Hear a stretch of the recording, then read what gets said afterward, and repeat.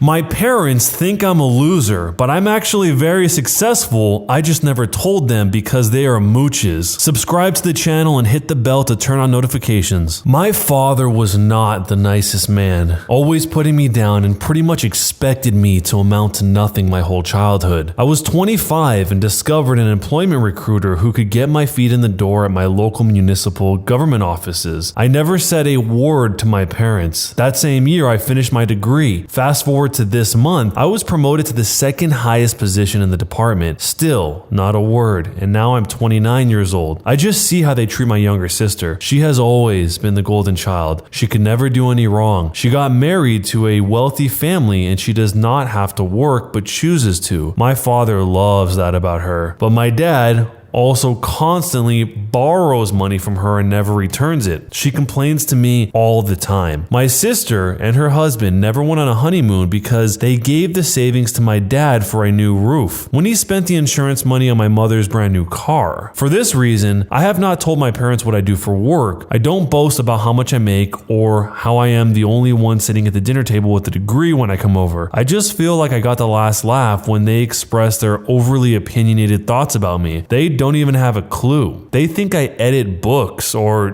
do social media for money. It's hilarious. My friends are my family, and they support everything I do. We all push each other to do better, and I couldn't ask for anything more. We travel to reward ourselves for our successes. We have been to some pretty amazing places. So my father sees this on social media and drafts the narrative for the rest of the family. I don't bother to correct him due to his lack of, let's just say, understanding, and I don't want to explain why I refuse to contribute to his frivolous spending habits. So in summary, my parents suck. They mooch off the other members of the family. I keep my successes as a secret to keep them from asking me for money so I can vacation and live happily ever after. Am I the jerk? Some of the top responses to this say, definitely never tell them. People saying tell them don't understand what it's like to have narcissistic parents who want a scapegoat. They won't have an aha moment and gain respect if you tell them. They will just keep making up new lies to support their false narrative that you aren't as good as the golden child if they find out. They'll move on to stuff like, oh, she must have cheated her way through school to have made it, or I think she slept her way to the top. So many adult kids of narcissists have experienced this. Sorry for their stupidity, you deserve all your success. Some others went for a more petty approach where they would rub the success in their parents' face but then not give them a dime. And lastly, somebody said to do that but then show them pictures of the degree as well as the workplace OP is at. If they really don't believe it, show your bank account on the phone, followed by, I had this the entire time and didn't tell you based on how you treated my sister. You said I would amount to nothing, but that was the complete opposite of what happened. I came here to tell you I'm happy and my life is great while you die here being nothing but you. And that obviously is waiting until they're on their deathbed to tell them. From the sounds of it, the parents have already decided how they feel about each of the kids. I don't think these suggestions are going to change the minds of their parents or really have any effect on them in general. If they rub this in their face, the parents are probably just going to make up some excuses like that first comment said. The better process, but the much more difficult process, is figuring out a way to not care. So many people don't care about what you do. You just have to find a way to not care about what they do or what they think. It's just a lot harder when they're your parents. But let me know what you would do if you're in this situation down below, and jerk or not a jerk, and why. Am I the jerk for telling my therapist lies because I suspected that she was telling my husband what I was telling her during our sessions? I started seeing a therapist 6 months ago because I had postpartum depression. At first, she really helped me, but then I noticed on 2 occasions my husband mentioned things that I hadn't told him, but I had confided in my therapist. Since I had no proof and I didn't want to accuse either of them, I decided to tell my therapist lies that I knew he would confront me on if he heard them to see if I was being delusional or not. The more I lied to her, the more suspicious I became too, since even things that made my husband look awful were challenged by her and twisted to make him look good. It took a while for him to confront me, but he did. At first, he never believed I was lying during those sessions, but when I finally convinced him that I was, he was furious at me. He said he only wanted to make sure I was okay, and he hadn't been using the therapist to spy on me. So,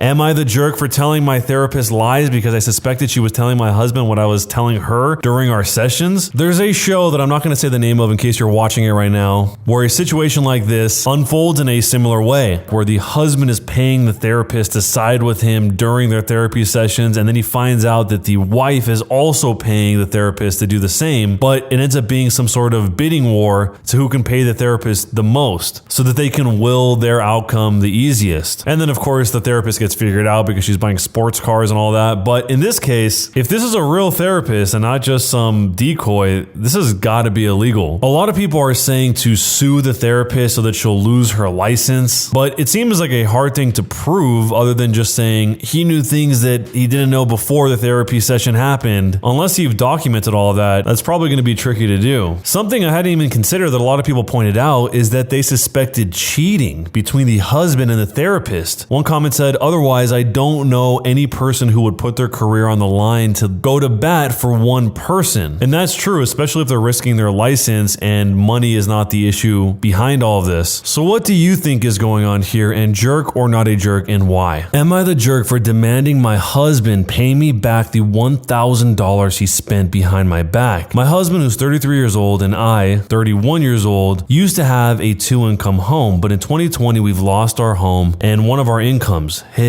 We moved into a smaller apartment and had to sell many things and give up most of our costly habits. My husband has a very expensive habit of going to the spa for a weekly massage session. We live in an urban area, so this stuff is ridiculously expensive. A single session is $250, and he has to have it every week, so that would be nearly $1,000 a month. I offered him to have his session at a regular spa, but no. He has to get it from that luxurious spa near the restaurant we used to go to, saying the lady who gives the massage is an expert and he's used to her. The problem is, I'm the only income earner and I'm struggling to make ends meet. I'm also pregnant and I need to save money to prepare for a nursery. I told him to cut his sessions, but he refused. I told him I won't be paying for them anymore, and he said he'd get the money himself. Yesterday I checked and saw that he's been using my credit card for his sessions for a whole month, and he maxed out my credit card completely. I found that out when I was shopping for baby essentials and the cashier said I had no money. I had to return everything and went home and went off on him. I told him he maxed out my credit card and made me look like an idiot at the store. He said he didn't tell me because he knew I'd have an issue with it. I demanded he pay back the $1,000 he spent on the spas. He refused. I yelled at him, calling him irresponsible, and he got upset and called me selfish and told me to stop playing a victim and that this is affecting both of us since he's going to be a parent too and it's stressful for him, and I keep dismissing his own needs as a human. I went upstairs and he went out. He started giving me the silent treatment, but I kept demanding the money back. He said I shouldn't expect it back since we're married because my money is technically his money and I should stop using his unemployment against him. So, am I the jerk for demanding my husband pay me back the $1,000 he spent on spas behind my back? I've never heard of somebody having such a consistent habit for luxurious spas at this one specific place that he has to go to every single week, to the point that he's willing to lie and steal to go there. I mean, it is true that his money is their money and their money is his money, but the difference is, in this situation, that he's not being honest about it. He went and took her credit card and just tried to max it out without having a plan together for how to spend that money. There might not be any legal ramifications there, but you still lied to a person, or at the very least deceived the person that you're with. And you knew she was going to find out anyway, so why not tell her so she doesn't have to end up in a situation where she has to put all the stuff back at the store? I mean, that is such a time-wasting, humiliating thing to do to somebody. One thing a lot of people are bringing up is that these so-called luxurious spas are not actually spas, that he's going there to buy other services, and that's why he's so addicted to going. Since something seems off about this whole thing, but let me know what you think is going on here, and jerk or not a jerk, and why. Am I the jerk for my response after my brother-in-law said that my dress was inappropriate for a family gathering? So my brother-in-law, my husband's brother, was married to a woman from Greece. Her name is Nana, and the reason for the divorce was because of how much my conservative brother-in-law tried to control her clothes and the places that she went. He didn't want the divorce and and was hoping Nana would accept the life that he offered and stay, but she didn't. This happened 2 years ago. He now moved back in with my in-laws and we'd see him more often. He tried to comment on how I dressed on multiple occasions and it is unbearable. But since my in-laws said he's struggling, I let it go. On Friday, my in-laws celebrated my husband's 30th birthday at their home. I wore a heart-shaped blue dress and I had my hair up. While we were eating, my brother-in-law pointed at me and said that my cleavage was showing and that I shouldn't have wore this dress because it looked inappropriate for a family gathering. I was utterly shocked. Everyone was staring at me and I felt so embarrassed on the spot. He looked at me, waiting for me to blow up probably, but I laughed and I told him, "Knock, knock." He said, "Who's there?" I said, "Nana." Now he paused and seemed confused at the mention of this name. He then faked a laugh,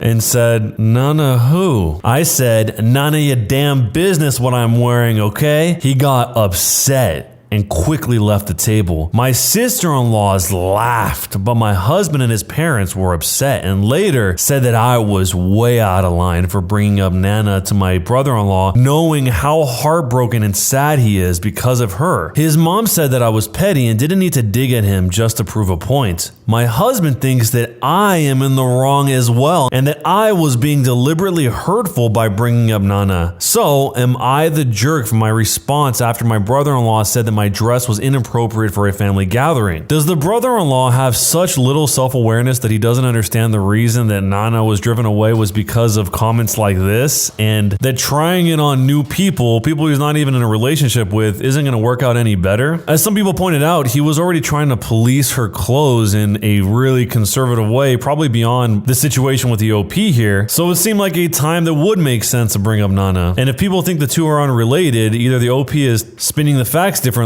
or everyone else is just in a delusion that there is no correlation between him trying to police Nana's clothes and making comments like this to the OP.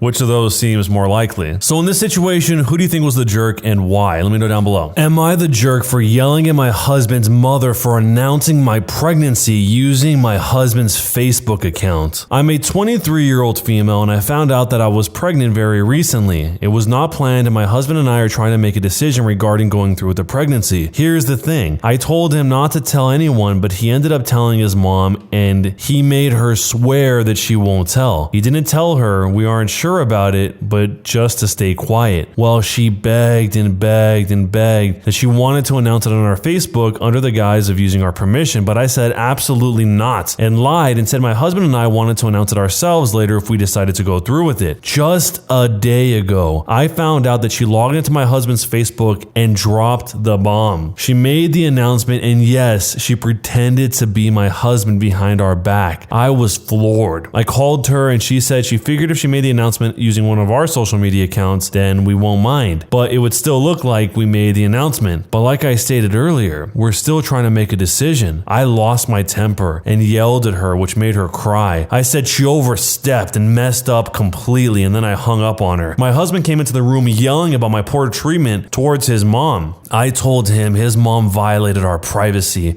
and put us in more pressure to finally make a decision for the baby since the family is now calling to say congratulations. He said that it was his Facebook, so none of my privacy was violated and that I shouldn't have yelled and hurt her feelings and made her cry no matter what, period. He demanded I apologize and we'll talk about the pregnancy later, but I didn't give an answer and refused when he tried to force me to go to her house and grovel with apologies. So am I the jerk for yelling at my husband's mother for announcing my pregnancy using my husband's Facebook account? What difference does it make if it was the husband's Facebook or not? The husband seems to think that her privacy wasn't violated because the mother used his account. That makes no sense. So by that same token, if the mother would have posted it on her own account, it wouldn't have violated her privacy. That's not even a variable in the equation. That's just a random bit of information that doesn't actually contribute to the underlying issue here, which is that she wanted to have time to think, and if they did decide to go through with it, she wanted to be the one that will go out and tell people, not have the perception of being the one that told people, which is, I guess, what the mother thought that was the most important part, not actually doing the announcement, but having the perception that you did do the announcement, which is why she thought it was okay to do it through the husband's account because it would circumvent the whole situation, but she also missed the core issue here. I definitely understand the frustration here, and groveling with apologies is not the answer, but what would you do if you were in this situation, and jerk or not a jerk, and why? Am I the jerk for not telling telling my dad that I had canceled our hotel reservations after he insisted on taking my stepsister. I'm a 17-year-old female. My parents divorced 10 years ago because my dad cheated on my mom. He married the other woman who had 2 kids, my stepsister Julia, who's also 17, and my stepbrother Josh, who's 14. While my dad cheated, their mom didn't because their dad had already passed away. Before that, I was a total daddy's girl. I adored him and I was glued to his hip. My mom encouraged me to keep a relationship with him after they split. His new wife's family never paid much attention to me. They weren't mean nor good, but at first I always had to share my dad with them whenever I visited. If he went hiking or fishing, they had to come. If we went to the movies, had dinner outside or anything, they had to come. I remember I used to cry at night because I couldn't understand. This stopped when I turned 15 years old because I wanted to do something special just with my dad. And when he said we should invite my stepbrothers, I just broke down crying, asking him why he never wanted to spend time with me alone. We had a long talk where I got to vent about how awful I felt just sitting there and waiting for him to turn his head and notice me, because if I tried to talk or have his attention, they would get in the middle while ignoring me, and he apologized after that. We would spend more time one-on-one in just a few instances with all of them. I won't lie, I really enjoyed it. I could really talk to my dad, do fun stuff, be around him without having to wait for my stepbrothers to stop talking to him or anything. Julia and I will be graduating this summer. I got an early acceptance to the college of my choice, and when I told my parents, both decided to do something to celebrate. My mom and I will be having a getaway weekend to the spa, and my dad said he would take me to the beach. I was honestly really excited, so I offered to pay for the hotel reservation because I wanted to feel mature. My dad said no a bunch of times, but I ended up convincing him. We were supposed to leave today, but when he came to pick me up, my stepsister was there. He said it was a surprise since both of his girls were graduating. Apparently, she begged him to come with us, and he agreed, saying that she could get his bed and he'll sleep on the floor between us. I could feel my eyes burning, and I told him that this wasn't the deal. He tried to convince me, but he ended up leaving with her. In my rage, I called the hotel to cancel the room, and I didn't tell my dad. When they arrived, he tried to check in, and when he couldn't, he called me. I only said, yeah, I canceled it, and hung up. He sent a long text apologizing, and my mom said that what I did wasn't okay, and that I owe them an apology. Apparently, they're on the way back because they couldn't find a hotel. So here's the update. As someone suggested, I'm adding this. The trip with my dad and the spa getaway with my mom was because I got an early acceptance, not because I was graduating high school. That's why Julia had no business being there. My dad did ask about inviting her, but I said no. I also informed my dad that since he keeps hurting me and putting his other family above me, when I explicitly asked for him, I would rather go no contact with him, and that